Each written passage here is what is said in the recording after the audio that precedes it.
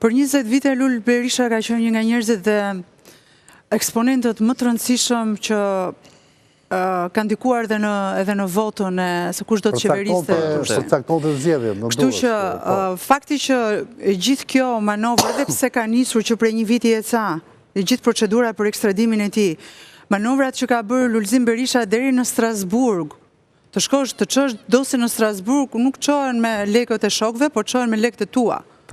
Kështu që nuk besoj që në Alicante kishte shkuar për të pushuar dhe ishte streuar nga njerëzit që i kishte bërë të pasur dikur.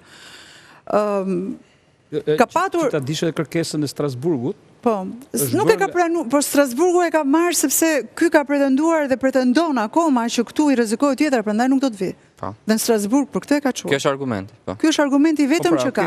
Okej, dakor. Që ka Lul Berisha për kashi ekzekutimit të vendimit për ekstradimin e tij dhe vuajtjen e tij për dënimin që ka marrë në Shqipëri.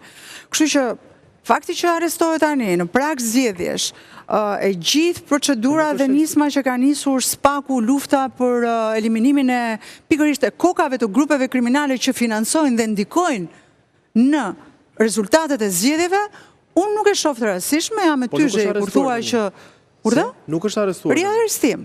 Është arrestuar 2 vite më parë. Po pra riarrestim. Rikthimi i tij në Shqipëri është riarrestim. Sepse do shkoj brenda. Në fakt gjykata spanjolle vendimin për ekstradimin drejt Shqipërisë ka dhënë 8 korrik të vitit 2024. Po pra, edhe ka një vit.